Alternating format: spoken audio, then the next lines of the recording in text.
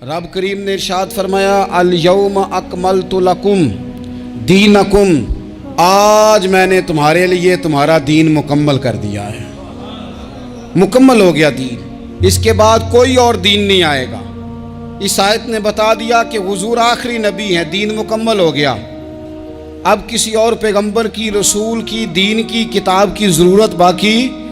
आज मैंने तुम्हारे लिए तुम्हारा दीन मुकम्मल कर दिया। और क्या खूबसूरत लफ्ज़ हैं कुरान पाक में, फरमाया व अतममतु अलैकुम नेमती, और आज मैंने तुम पर अपनी नेमतें तमाम कर दी हैं, नेमतें मुकम्मल कर दी। व रदीतु लकुमुल इस्लाम दीना, और अल्लाह फरमाते हैं मैंने तुम्हारे लिए दीन इस्लाम को पसंद किया है, ये मेरी रज़ा है, ये दीन इस्लाम तुम्हारे लिए पसंद किया है। कोई बंदा सारी ज़िंदगी मखलूक की खिदमत करे, सारी ज़िंदगी रस्तों से कांटे उठाए, सारी ज़िंदगी खैर का काम करे, किसी को तकलीफ़ ना दे, लेकिन अगर मुसलमान नहीं ना, अगर कलमा नहीं ना पढ़ता, तो उसकी सारी उम्र की खैर भी किसी काम की नहीं। इसलिए कि रब फरमाता है जड़ दीन इस्लाम है, जड़ होगी तो फिर शाखें कबूल की जाएंगी ना। तो अगर जड़ ही सिरे से नहीं है तो खैर करने का माना। कुछ लोग कुफार की, मुशरिकीन की तारीफ़ करते हैं कि जनाब बल्ले बल्ले इतने वेलफेयर काम हो रहे हैं, तो याद रखो सबसे ज़रूरी जड़ है। कुरान पाक में रब ताला ने मुनाफिकीन, मुशरिकीन और कुफार के आमाल की बुनियाद इस तरह की बताई है कि जिस तरह पत्थर पर थोड़ी गर्द पड़ जाए, ज़रा हवा का झोंका है या बारिश आए तो पत्थर साफ का साफ हो जाता है। इनके अमाल इस तरह के हैं। उस खैर का क्या मतलब कि जिस खैर में ईमान ही शामिल नहीं। जब तक बंदा मोमिन ना हो उसका कोई अमल भी अल्लाह की बारगाह में काबिल कबूल नहीं होता। ये आयत नाजिल हो गई, फरमाया दीन मुकम्मल हो गया। ओ मेरे भाइयों, खुदा रा सोचो, कोई शय मुकम्मल नहीं दुनिया में, कोई शय भी। करोड़ों का मकान बना लो फिर भी कोई ना कोई नुक्स निकल ही आता है। कोई दुनिया में शय मुकम्मल है ही नहीं। अगर कुछ शय मुकम्मल है तो वो मदीने वाले रसूल का दीन मुकम्मल है। मुकम्मल, जब हम कहते हैं ना मुकम्मल दीन, तो लोग समझते हैं तो शायद सादी सी बात है। ये वो वाली बात है जो दुनिया में कहीं नहीं पाई जाती। जब ये आयत नाजिल हुई थी ना, तो बुखारी में मौजूद है, एक बहुत बड़ा यहूदियों का आलिम हज़रत उमर फ़ारूक रदी अल्लाह ताला अन्हु से कहने लगा, ये जो तुम पर आयत नाजिल हुई है ना कि दीन मुकम्मल हो गया, ये अगर हम पर नाजिल होती ना, तो जिस दिन ये आयत नाजिल हुई होती हमने हर साल उसी दिन को ईद बना लेना था कि दीन मुकम्मल हो गया। अल-यौम अकमलतु लकुम दीनकुम, दीन मुकम्मल हो गया। हम तो ईद बना लेते। तो हज़रत उमर कहने लगे हम पर भी बड़ा फजल है। जिस दिन आयत नाजिल हुई थी अरफा का दिन भी था और जुमे का दिन भी था। एक नहीं दो ईदें थी मुसलमानों की, दो ईदें थी मुसलमानों की, दो। अजीज़ भाई, दीन मुकम्मल अल्लाह ने दिया। और हज़रत अब्दुल्लाह इब्न अब्बास रदी अल्लाह ताला अन्हु ने तो एक मकाम पे इसका जिक्र भी कर दिया। जब उनसे किसी यहूदी ने कहा ना ये आयत हमें मिलती तो हम ईद मनाते, तो फरमाया तुम एक मनाते ना, हमारी दो थी उस दिन। जुमा भी तो मुसलमानों की ईद का दिन है ना। बहुत सारे लोग हैं बेचारे जो कहते हैं इस्लाम में ईदें सिर्फ दो हैं, और वो भी सिर्फ परेशानी उन्हें ईद मिलादुन नबी वाले दिन होती है, उसके आगे पीछे नहीं होती। हालांकि नबी पाक अलैहिस्सलाम ने कहा हर जुमा भी ईद है, खुद हुजूर ने फरमाया, लेकिन वो अड़ जाते हैं कि नहीं ईदें सिर्फ दो ही हैं। भाई आप ये कह सकते हैं कि इस्लाम की मारूफ ईदें दो हैं, अपने माना और मफहूम के लिहाज से जिसको यौम ईद कहा जाए वो ईदें दो हैं। तो नबी पाक सल्लल्लाहु ताला अलैहि वसल्लम ने मैदान अराफात में खुतबा दिया। ये जो वाज़ व नसीहत है ना, खुतबा तकरीर, ये दुनिया कर रही है, करती रहेगी, करती चली आएगी। और इसको मेरे नबी पाक अलैहिस्सलाम ने पसंद फरमाया। खैर की बात करने वाले को हुजूर ने दुआ दी। महबूब फरमाने लगे अल्लाह जो मेरी हदीसें याद करके आगे पहुँचाए उसके चेहरे को तरोताज़ा रखना। ये इबलागे दीन बहुत बड़ी बात है अगर कोई खुलूस नीयत से करे। लेकिन कायनात अर्ज़ी में वो जो हुजूर का खुतबा हज्जतुल विदा है, वो दस्तूर है, वो मंशूर है। इंसानी हुकूक पर उससे बड़ा चार्टर न पहले कभी था न क़यामत तक दोबारा बन सकता है। इसको खुतबा हज्जतुल विदा क्यों कहते हैं? ایک تو مطلب یہ کہ حضور نے یہی آخری آج کیا، اور دوسری بات یہ تھی کہ اس خطبے کے تھوڑے ہی عرصے بعد میرے نبی پاک نے وصال ظاہری فرمایا، اور اس خطبے کو رسول پاک صلی اللہ تعالیٰ علیہ وسلم نے شروع کہاں سے فرمایا؟ یہ خطبہ دیکھیں شروع کہاں سے ہو رہا ہے۔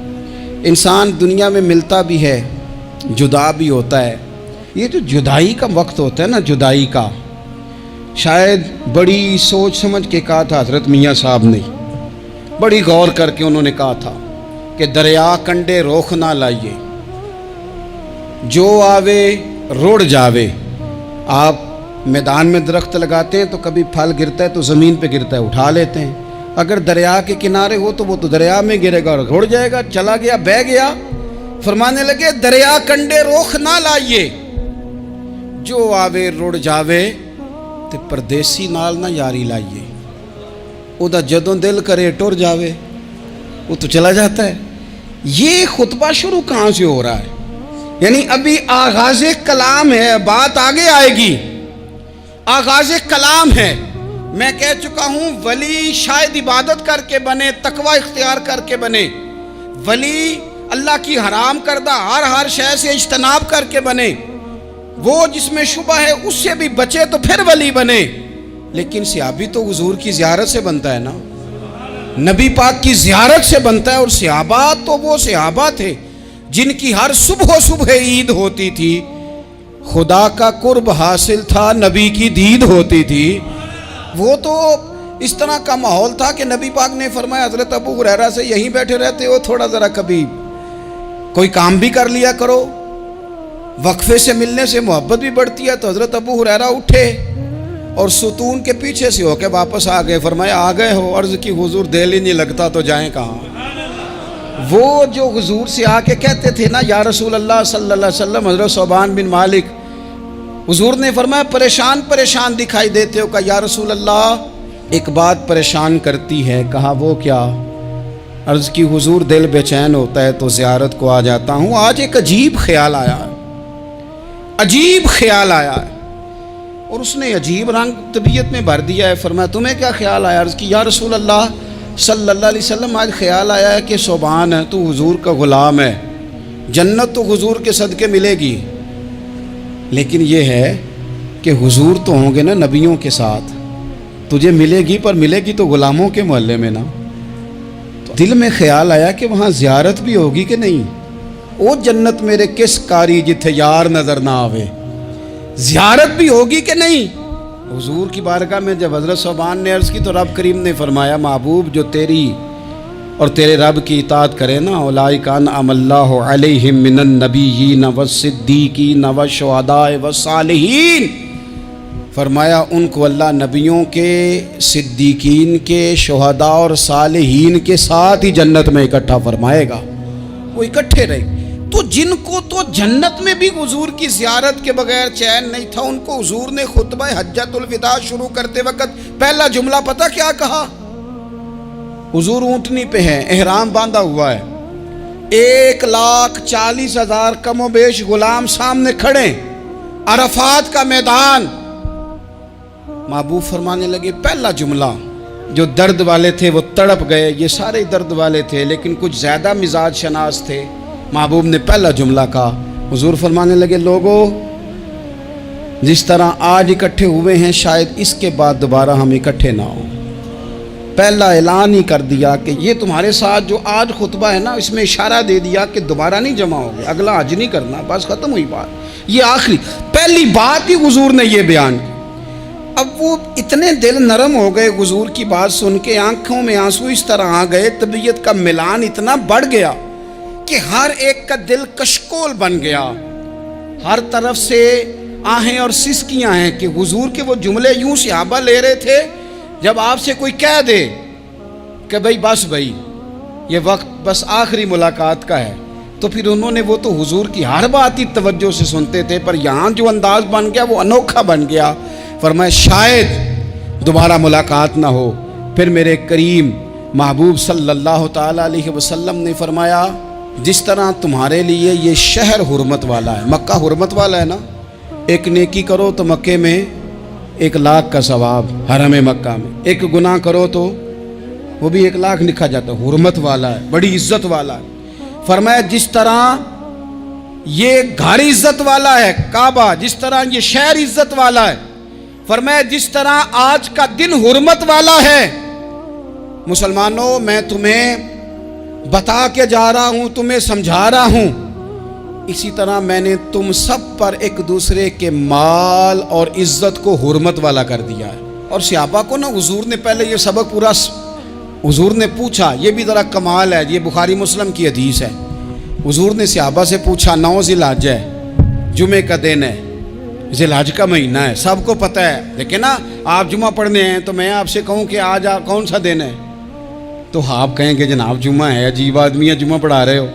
लेकिन जो सहाबा का अंदाज है वो और है। हुजूर ने पूछा, आज ये कौन सा महीना है? ये अदब है, ये मकाम है, ये वो मकाम है जहाँ बहुत सारे सिर्फ अकल वाले बंदे जो होते हैं ना, वो बेचारे गिरते पड़ते हैं, कहते हैं जी बात आती हो तो बतानी चाहिए, ये क्या बात हुई जी, बंदा बोले ही ना, ये क्या लेकिन कुछ लोग ऐसे हैं जिनका धारा अदब कुछ और होता है, उन्हें ढेरों बातें भी आती हों तो हर जगह बात करने की नहीं होती, सब जगह कहानियां सुनाने की नहीं होती। हुजूर ने फरमाया कौन सा महीना है? कुर्बान जाए। भैया को जुबान होके कहने लगे वल्लाहु व रसूलुहु आलम, अल्लाह जाने, अल्लाह का रसूल जाने। सानू ते कैद सज्जन दा गहना है, वो जिंज रखे ऐसा उंज रहना है, हमें क्या पता। पूछा किसी ने, लिखा है सूफिया ने, किसी ने पूछा, ओए तुम्हें पता नहीं, कहने लगे चुप कर, हमें क्या पता कौन सा महीना है। तो हुजूर ने फरमाया आज तारीख कौन सी है? भाई साहब को पता था ना 9 ज़िलहज को ही आज होता है, कौन सी तारीख है? कहा वल्लाहु व रसूलुहु आलम, अल्लाह जाने, अल्लाह का रसूल जाने। कुर्बान जाए। हुजूर ने पूछा दिन कौन सा है? सबको पता है जुम्मा है, कहने लगे वल्लाहु व रसूलुहु आलम, अल्लाह जाने और अल्लाह का। वो सहाबा बता क्यों नहीं रहे? तो अहले मोहब्बत कहते हैं सहाबा का जवाब ये था, हमें कोई महीनों से गरज है, हमें कोई दिन से गरज है, हमें कोई तारीख से गरज है। हाजियो आओ शहनशाह का रोजा देखो, काबा तो देख चुके, काबे का भी काबा देखो, हमें तो महबूब से गरज है। महीना था ज़िलहज का, अगर हुजूर कह देते ज़िलहज नहीं ज़ीक़ाद है तो हमने ज़ीक़ाद ही बना लेना था। तारीख थी 9, अगर हुजूर फरमा देते 11 है तो हमने 11 ही बना लेनी थी। दिन था जुमे का, अगर हुजूर कहते पीर है तो हमें क्या लगे, हमें तो महबूब की रज़ा चाहिए। आप देखें ना, एक सहाबी के हाथ ज़रा लंबे थे तो हुजूर ने फरमाया या ज़ुल यदैन, ओ लंबे हाथों वाले।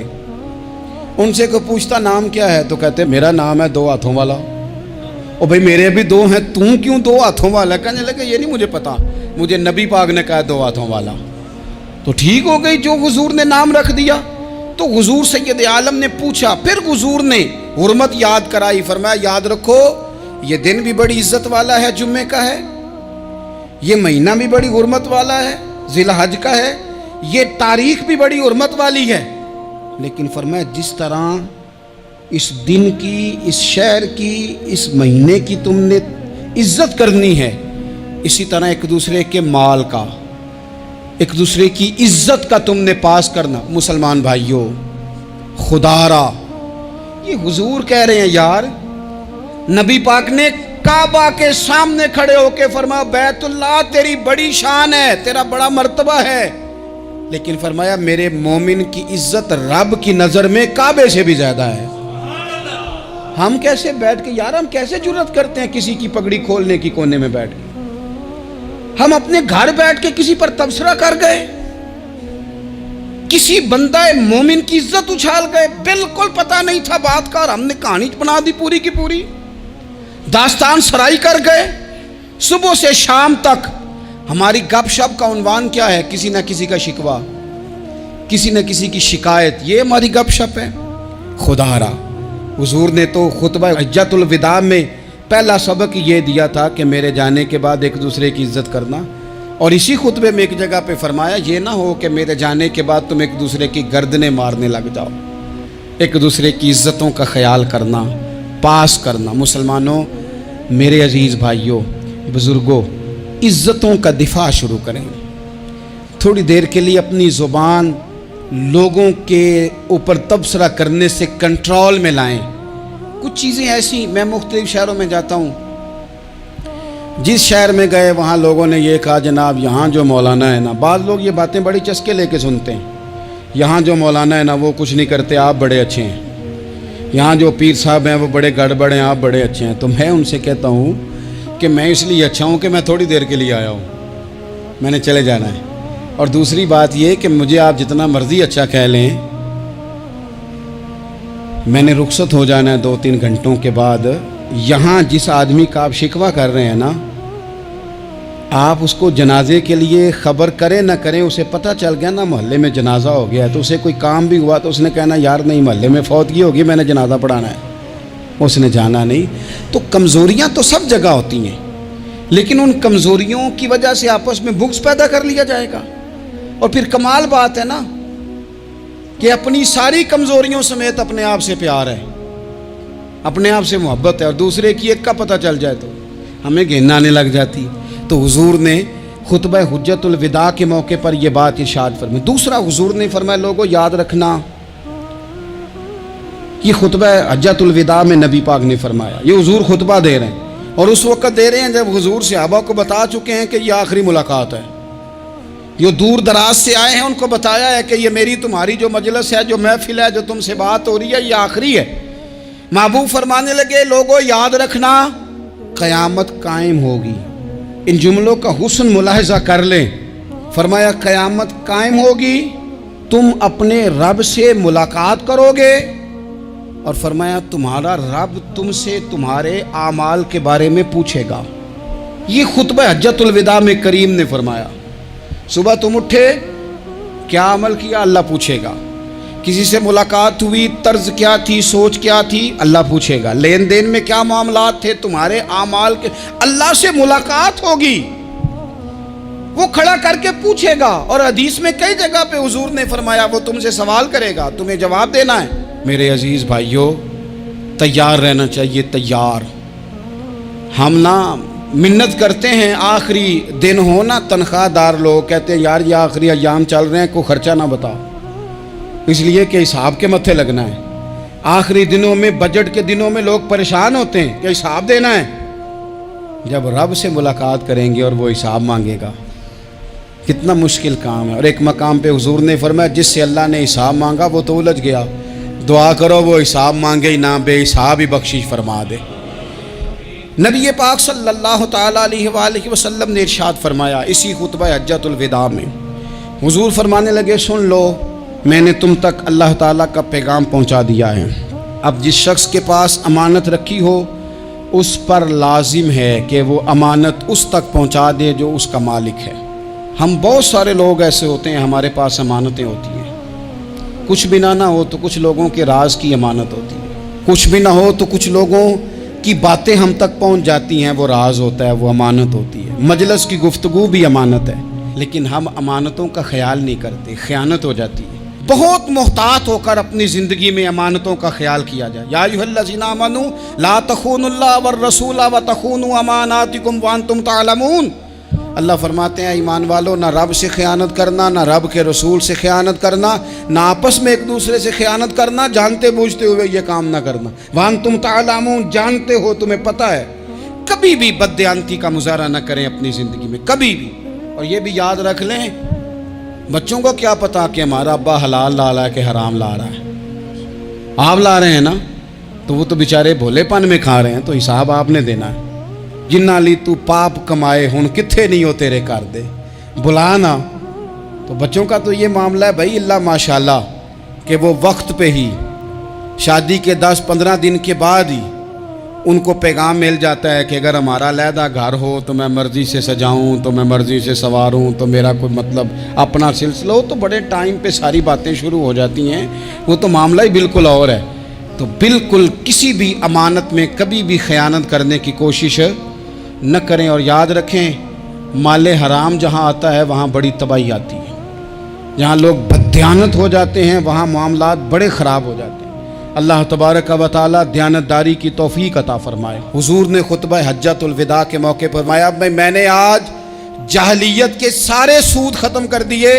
نبی پاک میدان عرفات میں کھڑے ہو کے فرمانے لگے جس بندے نے بھی کسی سے پیسے لیے ہیں وہ اصل رقم دے گا، زائد نہیں دے گا۔ حضور کے بڑے قریبی تھے ایک، فرمایا انہوں نے بھی کچھ لوگوں سے پیسے لیے ہوئے، چونکہ وہ سب لوگ کرتے تھے، حرام ہی نہیں تھا، فرمایا میں ان کو بھی حکم دیتا ہوں کہ یہ اصل رقم وصول کریں گے، کسی سے ایک پائی بھی زیادہ وصول نہ کریں گے۔ نبی پاک صلی اللہ تعالی علیہ وسلم نے خطبہ حجۃ الوداع میں ایک باریک بات حضور نے بھی، یہ آپ نے ضرور سمجھنی ہے، بالخصوص جو لوگ تھوڑا دین پر عمل کر رہے ہیں، جن کا لبادہ مذہبی ہو گیا، جنہیں لوگ حضرت صاحب، قاری صاحب، علامہ صاحب، مفتی صاحب، حاجی صاحب، بزرگوں کہہ کے بلاتے ہیں، وہ اس پر توجہ کریں۔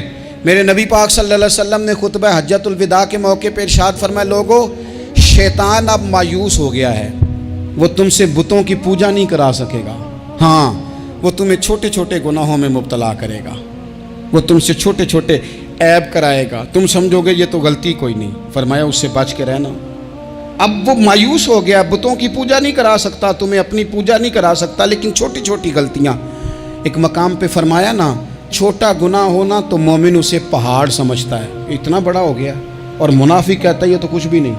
تو اپنی زندگی کے اندر چھوٹی چھوٹی کوتاہیاں، حضرت سعدی فرمایا کرتے تھے سیلاب اچانک نہیں آتے، پہلے چھوٹا سا سوراخ ہوتا ہے دریا کے کنارے میں، اسے بند نہ کیا جائے پھر بڑا ہو جاتا ہے، پھر وہ ٹائم آتا ہے کہ بند ٹوٹ جاتا ہے، بستیاں ڈوب جاتی ہیں۔ پہلے چھوٹا گناہ انسان کرتا ہے، چھوٹا، پھر اس سے آگے بڑھتا جاتا ہے اور بڑی بڑی غلطیاں ہوتی ہیں۔ اللہ تبارک و تعالی ہمیں رائی کے دانے کے برابر بھی غلطی کرنے سے محفوظ فرمائے۔ نبی پاک صلی اللہ تعالی علیہ وسلم نے اسی موقع پر ارشاد فرمایا، لوگو اللہ سے ڈرتے رہنا، اور میں تمہیں عورتوں کے ساتھ بھلائی کی وصیت کرتا ہوں۔ فرمایا رب نے تمہیں اختیار دیا ہے، عورتیں تمہارے سپرد کی ہیں، ان سے اچھا سلوک کرنا۔ فرمایا اگر کبھی کوئی ان پر تمہیں سختی کرنی بھی پڑے تو اتنی کرنا جتنی ان کی غلطی ہو، ان سے درگزر کرنا، ان سے پیار کرنا۔ اسلام نے خاتون کو باقاعدہ حقوق دیے، باقاعدہ، صحیح بخاری میں حدیث ہے۔ یہ جو نوجوان ہیں، مطالعہ کرنے والے، پڑھنے سننے سمجھنے والے، یاد رکھا کریں ان چیزوں کو۔ حضرت بریرہ رضی اللہ تعالیٰ عنہ حضرت عائشہ صدیقہ کی کنیزہ ہیں، حضرت مغیث رضی اللہ تعالیٰ عنہ ایک صحابی ہیں، ان کی وہ اہلیہ ہیں، وہ اپنے خامد سے علیحدگی چاہتی تھی، ان کے خامد بڑی محبت کرتے تھے، علیحدہ ہونا نہیں چاہتے تھے، خاتون رہنا نہیں چاہتی تھی۔ انہوں نے بڑی سفارشیں کرائیں کہ میرا خامد، میری بیوی مجھ سے صلح کر لے، حالانکہ وہ خاتون کنیز ہیں، خادمہ ہیں، کوئی بڑے قبیلے سے بظاہر تعلق نہیں۔ بالآخر انہوں نے گزارش کی، سیدہ عائشہ صدیقہ رضی اللہ تعالیٰ عنہ سے کہا، کچھ اور ذرائع اختیار کیے۔ حضرت مغیث نے رضی اللہ تعالیٰ عنہ، ان کے شوہر نے، کہ نبی پاک علیہ السلام کی خدمت میں عرض کریں حضور میری سفارش کریں کہ یہ مجھ سے صلح کر لیں۔ تو نبی پاک علیہ السلام نے حضرت بریرہ رضی اللہ تعالیٰ عنہ جو کنیزہ ہیں، خادمہ ہیں، ان کو بلا کے کہا تمہارا خامد صلح کرنا چاہتا ہے۔ یہاں برادری کا بڑا کے کہتا ہے پتر میری بھی نہیں تو گال رکھنی، اور میرے ککھاں دا بھی نہیں تو، کیا کہہ رہے ہیں آپ؟ اللہ نے اسے حق دیا ہے، اور جسے حق اللہ دے اس کا رسول دے، اس سے کون ہوتا ہے کوئی حق چھیننے والا؟ نبی پاک صلی اللہ علیہ وسلم نے حضرت بریرہ سے کہا تمہارا خامد صلح کرنا چاہتا ہے اور وہ روتا ہے تمہارے لیے، اور اس نے بڑی سفارشیں کی ہیں، تم اس سے صلح کر لو۔ حضرت بریرہ رضی اللہ تعالیٰ عنہ عرض کرنے لگی یا رسول اللہ صلی اللہ علیہ وسلم آپ جو حکم کریں میں حاضر ہوں، ایک بات پوچھ سکتی ہوں؟ ایک گزارش کر لوں؟ ایک صرف حضور میرا بولیا چولیا معاف کری، ایک بات کر لوں؟ تو کہا کرو۔ عرض کی یا رسول اللہ یہ آپ کا حکم ہے یا مشورہ ہے؟ یہ محبوب کی بات ہے، محبوب کی۔ کوئی بزرگ کیوں جبر کرتا ہے کسی پہ؟ کوئی حضرت شیخ کیوں کہتے ہیں زبردستی عورت کو کہ تو جا؟ نبی پاک صلی اللہ علیہ وسلم نے فرمایا صلح کر لے۔ یا رسول اللہ ایک بات عرض کروں؟ کرو۔ حضور حکم ہے کہ مشورہ ہے؟ تو نبی پاک نے فرمایا نہیں مشورہ ہے، تم عاقلہ ہو، بالغہ ہو، اسلام تمہیں با اختیار کرتا ہے، چاہو تو رہو، چاہو تو خلا لے لو۔ عرض کرنے لگی حضور اگر مشورہ ہے تو پھر میں مغیث سے صلح نہیں کرنا چاہتی۔ میرے محبوب نے فرمایا تو جس حال میں راضی ہے میں بھی راضی ہوں۔ ٹھیک ہو گئی بات، ختم ہو گئی۔ حضور نے کوئی زور نہیں، اتنے اسلام حقوق دیتا ہے عورت کو، کسی کو اجازت نہیں کہ وہ جبر کرے، وہ ظلم کرے۔ میں آ گیا ہوں صلح نہیں کرنی، بے تو کیوں آیا ہے؟ تو نے وقت گزارنا ہے، جانے وہ خاوند کس طرح کا ہو۔